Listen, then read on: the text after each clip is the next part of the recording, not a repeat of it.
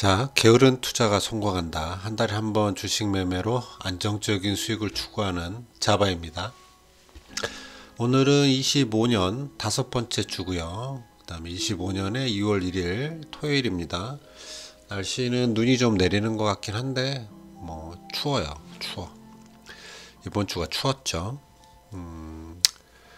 자, 카툰부터 보고 가면 딥시크가 이번 주 내내 이슈가 되는 것 같아요. 딥시크 중국의 이제 AI인데 이걸로 인해서 시장이 아주 큰 충격을 받았습니다. 저가의 성능 좋은 AI가 나오면서 시장이 좀 타격을 받고 있죠. 이번 주에 2월 1일에 주요 뉴스를 좀 보면 트럼프가 관세를 강행한다고 합니다. 그래서 이제 빠르면 오늘 발표를 할 거라는 얘기가 있었죠. 그래서 PC가 잘 나와서 예상에 부합해서 코어 PC 같은 경우에는 2.8 정도 나와서 주식이 좀 상승하고 있었는데 이런 관세 얘기가 터지면서 증시가 하락 마감을 했습니다. 금요일장에. 그걸로 인해서 중국은 한 10%, 캐나다, 멕시코 25% 이런 정도의 관세를 때리겠다 그래서 그 달러가 강세가 되었고요. 그래서 판도가 조금 바뀌었죠. 이번 주는 여전히 딥시크가 영향을 미친 딥시크의 어떤 충격이었다 이렇게 말할 수 있는 한 주였던 것 같아요.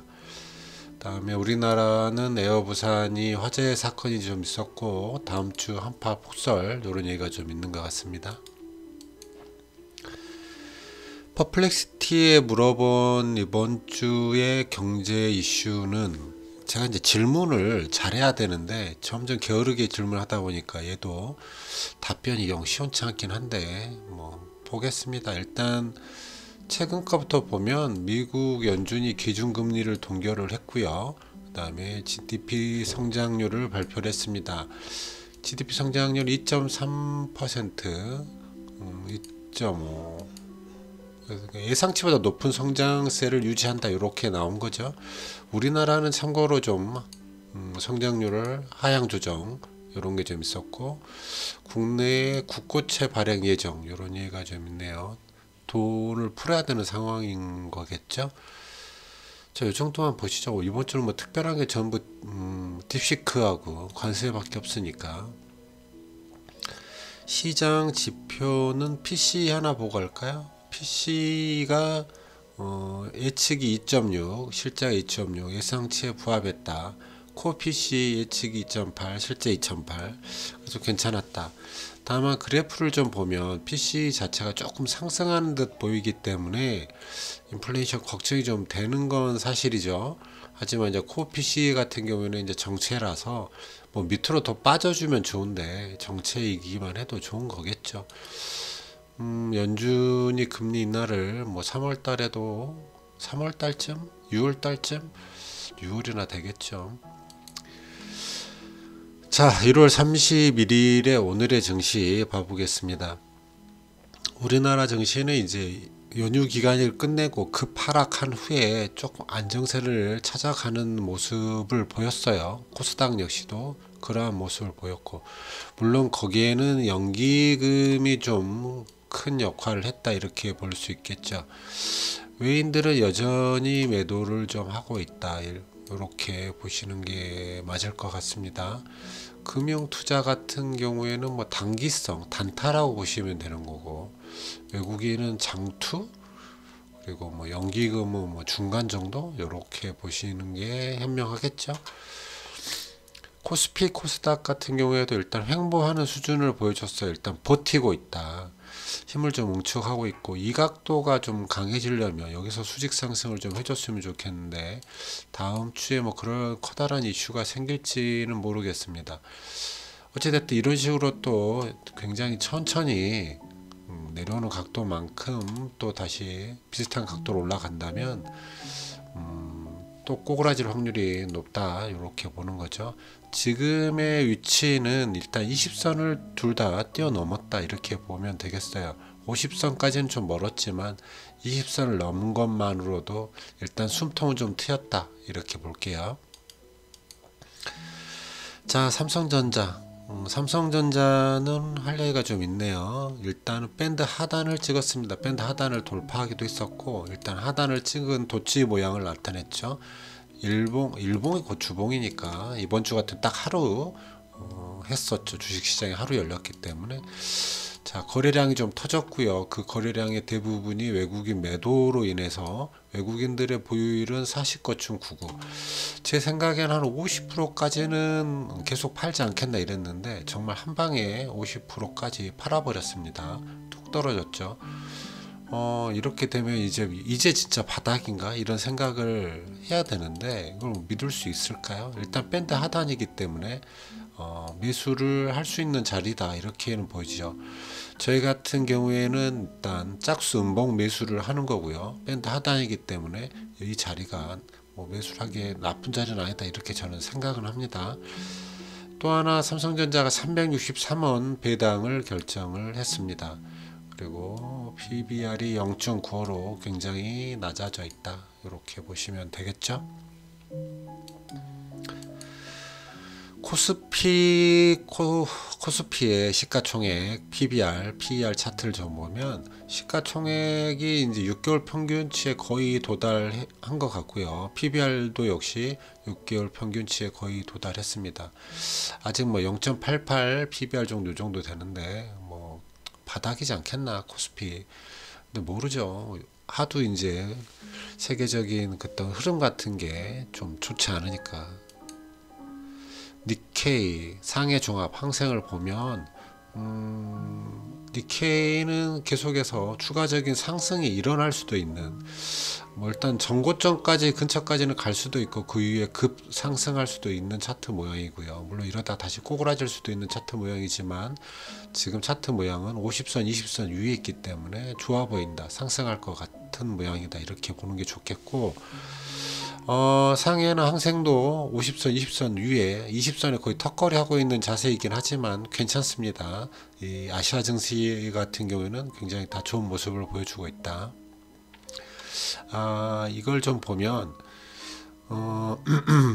중국 위안화 같은 경우에는 이제 7.3 정도에서부터 좀 정리를 하지 않겠나 싶었는데 달러 대비 위안화 가치가 좀 상승하고 있는 것 같다고 해야 되냐?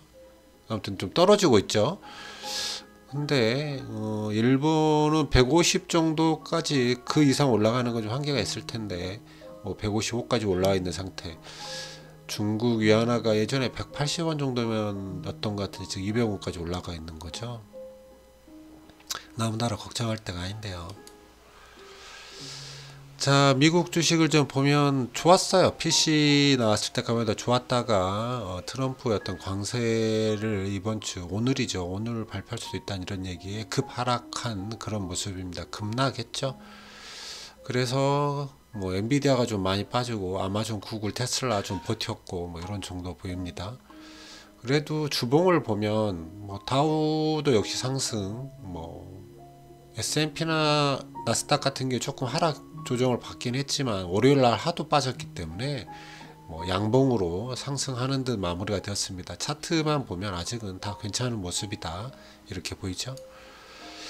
비트코인은 여전히 뭐 머무르고 있습니다.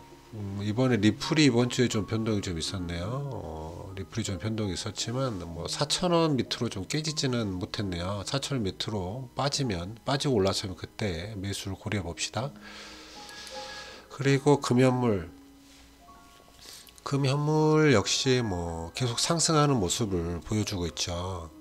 이게 지금 각도 때문에 제가 고점을 찍고 나면 조정을 받았다가 올라가지 않겠나 이런 이야기를 드렸던 것 같은데 지금 일단 고점을 찍었고요. 거래량이 많지 않기 때문에 우리나라 같은 경우에는 그래서 뭐 찍고 올라가는 형태가 보이지 않겠나 이런 생각을 합니다. 지금 관세 때문에 달러가 강세가 돼서 다음 주는 좀 약해지지 않을까 하는 생각을 하게 되네요. 환율은 또 다시 상승합니다. 달러 인덱스 역시 상승하겠죠. 이게 관세 영향인가 싶기도 하고요. WTI는 하락하는 모습을 좀 보여줍니다. 뭐 여러 가지 이유가 있겠죠. 뭐 달러 강세도 있고 뭐 지정학적인 것도 끝나가고. 금리도 소폭 하락하는 모습, 약간 하락을 조정이라고 보기엔 좀 그렇고 횡보했다 이렇게 보겠습니다. 공탐 지수는 중립에 있고요. 빅스는 뭐 소폭 상승한 모습이지만 저번 주에 비해서 그래도 역시 횡보하는 모습, 조금은 높다. 16, 18 요런 정도면 좀 높다. 구리도 역시 횡보하는 모습 보여주고 있습니다. 시장 지표도 뭐 크게 볼 게 없네요. 이번 주는 하루밖에 없어서 그런지 뭐 지금은 뭐 어떤 걸 뭐 적극적으로 매수할 만한 단계는 아닌 것 같고, 추세 지표는 다 살아 있고요. BA 공격형 같은 경우는 주식을 뭐 해도 좋지만 좀 조심하자 이런 얘기죠. 굳이 막 열심히 할 필요는 없다는 뜻이고, HA는 뭐 해도 좋다는 얘기인 것 같고요.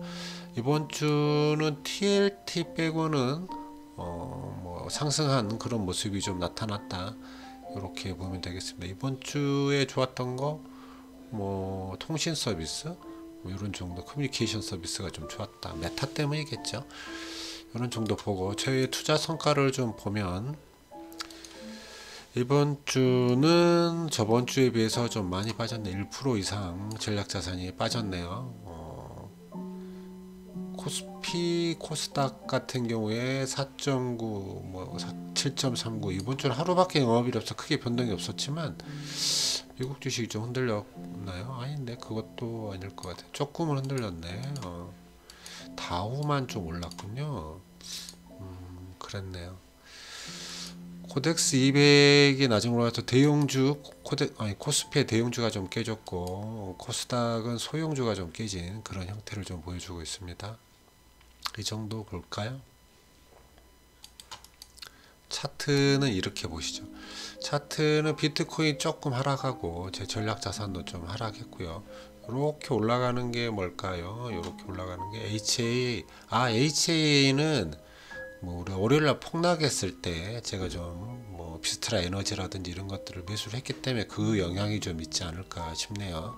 그때 당시에 그것밖에 할 게 없었으니까. 골드 가격이 좀 올라가는 게 보이고요. 이런 정도 보죠.